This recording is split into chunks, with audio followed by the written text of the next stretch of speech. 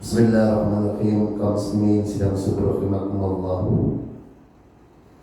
Pagi ini kajian kita mengenai perputaran zaman. Jadi zaman itu berputar. Dulu di Indonesia itu ada zaman apa? Orde lama, muncul orde baru, muncul lagi orde reformasi. Itu zaman berputar. Bila kita membuka sejarah, kita akan mendapati kejayaan dan kehancuran. Ada bagaikan dua sisi mata uang yang senantiasa dipergilirkan. Jadi kejayaan dan kehancuran itu bagaikan dua sisi mata uang yang dipergilirkan. Gilir, Pak. Ini yang punya pos lebih dari satu gilir. Gilir. Ada di sini yang suka gilir. Kita doakan mudah-mudahan selalu sejahtera. Amin ya rabbal alamin. Dalam perspektif Islam, zaman silih bergantinya kekuasaan itu sunnatullah. Jadi kekuasaan juga dipergilirkan. Di dalam Al-Quran surat Al-Imran ayat 140 Allah menegaskan wa tilkal ayyamu nudawiluha bainan nas wa liya'lamallahu alladziina amanu wa yattakhidha minkum syuhada wallahu la yuhibbul zalimin.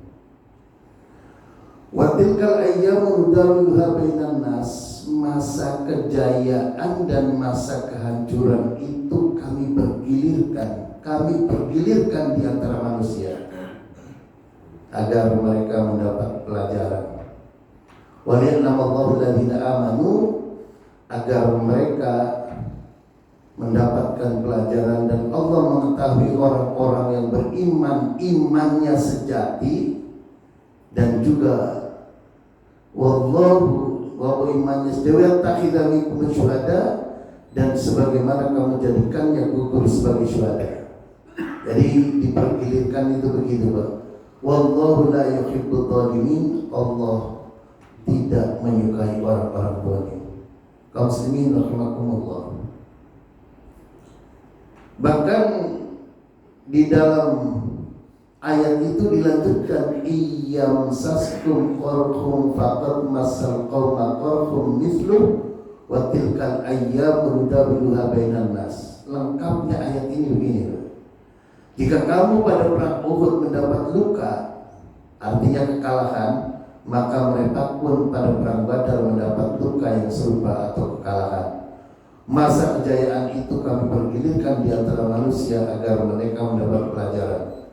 Wa liya'lamallahu alladziina amanu wa yattakhidha minkum syuhada, dan Allah mengetahui orang-orang yang beriman sejati, dan sebagian di antara kalian dijadikan orang yang gugur di medan pertempuran. Wallahu la yuhibbul zalimin, Allah tidak menyukai orang-orang yang zalim. Kaum muslimin rahimakumullah. Jadi kekuasaan, kejayaan, kemakmuran itu dipergilirkan. Ini kalau yang sudah sepuh-sepuh begini, masanya itu masa kemunduran. Tapi ada juga yang makin sepuh makin jaya. Di dalam kaitan Al-Imran 140, Syekh Al-Marawi menafsirkan wa tilkal ayyamu nudawiluha bainan nas itu ay surur wal husnu wal ribhu wal khusran, kegembiraan dan kesedihan, keuntungan dan kerugian juga dipergilirkan. Wan nasru wal hazimah, kemenangan dan kekalahan juga dipergilirkan. Nuqallibuha bainahum fa yaumun lihaula'i wa yaumun lihaula'i. Kami Allah mempergilirkan di antara mereka, maka hari ini kelompok yang satu di atas maksudnya menang, dan di hari yang lain kelompok yang lain yang akan menang. Kaum muslimin sidang subuh rahimakumullah. Liya'lamal mu'minu anna dunya la tathbutu ala halin wahidah, agar orang mukmin mengetahui bahwa dunia ini tidak tetap dalam satu keadaan. wa alla yabtar inda surur, agar ia tidak sombong ketika senang, wala yai'asa indal husni, dan tidak berputus asa ketika susah. Apa maknanya? Nah ini Pak, Mamarika ya Pak ya, Mamarika tahu Pak. Tidak akan selamanya jaya, tidak akan selamanya menjadi negara adikuasa. Wa tilkal ayyamu nudawiluha bainan nas, masa kejayaan dan kehancuran itu dipergilirkan oleh Allah. Seperti kaum muslimin di perang Badar itu menang. Pasukan muslim jumlahnya cuma kurang lebih 313, pasukan kafir itu 1000. Di dalam perang Badar, padahal 313 sama 1000 banyakkan mana? 1000. Tapi yang menang yang 313. Yang kecil malah yang menang. Kemudian Allah berdirikan di perang Uhud, pasukan muslim 1000, pasukan kafir 3000. Allah menangkan pasukan kafir. Jadi silih berganti, menang dan kalah, jaya dan hancur itu dipergilirkan. Kaum muslimin rahimakumullah, karena itu ada novel yang paling terkenal di dunia, itu namanya Nothing Lasts Forever. Tak ada yang abadi selamanya dan tak akan ada yang bertahan selamanya. Jadi mereka itu sebentar lagi Pak, tinggal tunggu waktu. Kekuasaan tak akan ada orang yang selamanya berkuasa. Contoh Fir'aun. Fir'aun itu Pak, orangnya tinggi, besar, nggak pernah sakit, kekuasaannya besar, pasukannya besar. Sampai-sampai untuk menjaga kekuasaannya agar tidak direbut dan digantikan oleh orang lain, memerintahkan setiap bayi lahir laki, setiap bayi lahir laki-laki dari Bani Israel dibunuh. Saking takutnya, ya termasuk Mamarika juga ini. Mamarika itu lagi ketakutan ini Pak. Nah, kalahnya sama Nabi Musa. Nabi Musa itu tidak punya pasukan, tidak punya. Waktu perang aja, waktu berhadapan, jangankan berhadapan, kaumnya Nabi Musa itu dikejar oleh tentara Fir'aun sampai lari ke sasar-sasar, tiba-tiba di pinggir laut, di depannya laut. Gimana Pak? Kaumnya Nabi Musa nggak punya senjata, nggak punya apa-apa, dikejar pasukan Fir'aun yang senjatanya lengkap, segala macamnya lengkap, kepepet pinggir laut itu, kepepet pet namanya, kepepet pet, no return, tidak ada jalan kembali. Musa sudah ketakutan. Allah, Tuhannya Nabi Musa, Tuhannya kita, cuma punya tongkat. Musa, pukulkan tongkatmu ke lautan.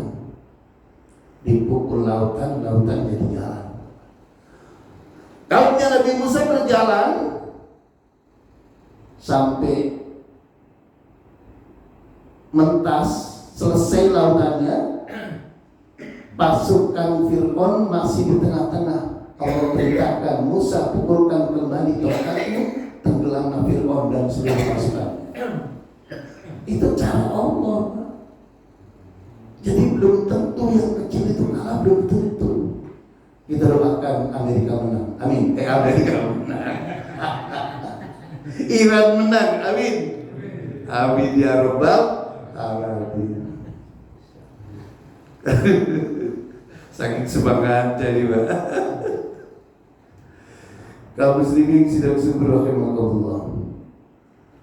Berkaitan dengan bahwa kekuasaan itu dipergilirkan, Al-Quran Al-Imran 26 menegaskan, Qulillahumma malikal mulki tu'til mulka man tasha' wa tanzi'ul mulka mimman tasha' wa tu'izzu man tasha' wa tudhillu man tasha' biyadikal khair innaka ala kulli syai'in qadir.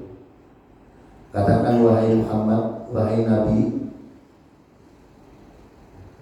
wahai Allah pemilik kekuasaan, Engkau berikan kekuasaan kepada siapapun yang Engkau kehendaki, dan Engkau cabut kekuasaan dari siapapun yang Engkau kehendaki. Engkau memuliakan siapapun yang Engkau kehendaki, dan Engkau hinakan siapapun yang Engkau kehendaki. Di tangan Engkau lah wahai Allah segala kebajikan. Sungguh Engkau Maha Kuasa atas segala sesuatu. Innaka ala kulli syai'in qadir. Kaum muslimin rahimakumullah. Ulama menafsirkan ayat ini bahwa Allah pemilik seluruh kekuasaan. Jadi kekuasaan itu sesungguhnya hakikatnya milik Allah, bukan milik manusia. Kekuasaan itu dapat diberikan Allah kepada orang yang Allah kehendaki. Dan juga kekuasaan itu bisa Allah cabut dari yang Allah kehendaki. Kemuliaan dan kehinaan juga diberikan kepada yang Allah kehendaki. Allah Maha Kuasa. Kaum muslimin rahimakumullah. Kemenangan Nabi berkaitan dengan janji Allah memberikan kekuasaan kepada umat serta pergilirkan kekuasaan di antara manusia. Kaum muslimin sidang syukur rahimakumullah. Berkaitan dengan Al-Imran 26, di dalam kitab Asbabun Nuzul yang ditulis Syekh Wahidi menjelaskan bahwa dulu ketika akan perang Khandaq, perang Ahzab atau perang Khandaq. Jadi perang Ahzab itu adalah di mana perang seluruh suku dan kabilah itu bersatu untuk menumpas Islam, untuk menumpas umat Islam. Bahkan di dalam sejarah dicatat antara 10.000 sampai 12.000 pasukan Ahzab yang akan mengepung kota Madinah. Sementara Islam itu masih baru dan masih sedikit jumlah orangnya, dan orang-orangnya muda-muda belum berpengalaman perang. Maka saat terjadi rapat, Nabi mengadakan rapat dengan para sahabat, lalu kemudian bagaimana untuk menghadapi kepungan musuh yang akan mengepung kota Madinah. Salah satu usulan sahabat itu yang namanya Salman Al-Farisi. Salman Al-Farisi itu orang Persia. Persia itu bahasa sekarangnya Iran. Jadi dulu namanya Persia. Tahun 1935 itu nama Persia diganti menjadi Iran. Karena Persia itu salah satu nama provinsi, sehingga tidak mewakili semuanya, maka diganti namanya Iran. Salman Al-Farisi mengusulkan, wahai Rasulullah, kalau di kampungku itu apabila akan perang dan kekuatan kita lemah, maka menggali parit. Maka digali parit yang pernah saya ceritakan di sini. Paritnya lebar dan panjangnya 6 km lebih, sehingga ketika pasukan musuh akan menyerang, kudanya tidak bisa melompati itu, akan terjerumus di parit. Disinilah kemenangan umat Islam itu. Hadirin kaum muslimin rahimakumullah. Tatkala parit digali, itu ada batu besar yang tidak bisa dipecah, tidak bisa dicukil, tidak bisa diruntuhkan atau diangkat oleh sahabat. Lalu dilaporkan kepada Nabi, ya Rasulullah, ini ada batu besar dan kami semua sahabat tidak ada yang mampu memecahkannya. Maka Nabi kemudian dengan nggak diceritakan di situ. Kalau bahasa kita kapak atau apa atau palu yang gede dipukulkan, begitu dipukul keluar cahaya. Cahaya pertama, Nabi melihat bahwa Islam akan dapat menaklukkan Persia. Sekali lagi dipukulkan, keluar cahaya. Kemudian Nabi bahwa Romawi akan ditaklukkan oleh Islam. Nah, karena itu namanya orang banyak, Pak. Ada aja yang nggak percaya.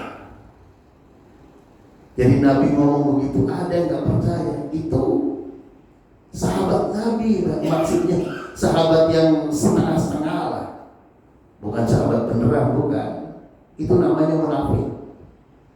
Nah, karena orang itu meragukan apa yang dikatakan Nabi, maka kemudian Allah menurunkan ini, Pak. Al-Imran ayat 26, bahwa kekuasaan itu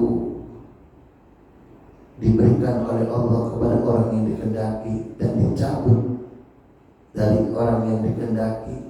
Kemuliaan Allah berikan kepada orang yang dikehendaki, kehinaan juga diberikan oleh Allah kepada orang yang dikehendaki, dan Allah Maha Kuasa atas segala sesuatu.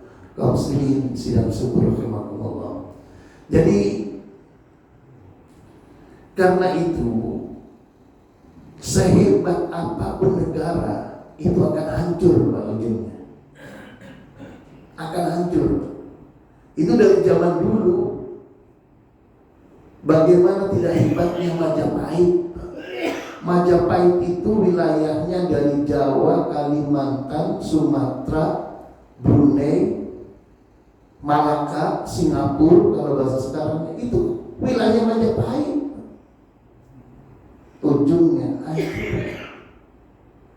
Jadi apalagi cuma Mama Rika, Pak. Bentar lagi, Pak. Doain, amin. Ya Rabbal alamin.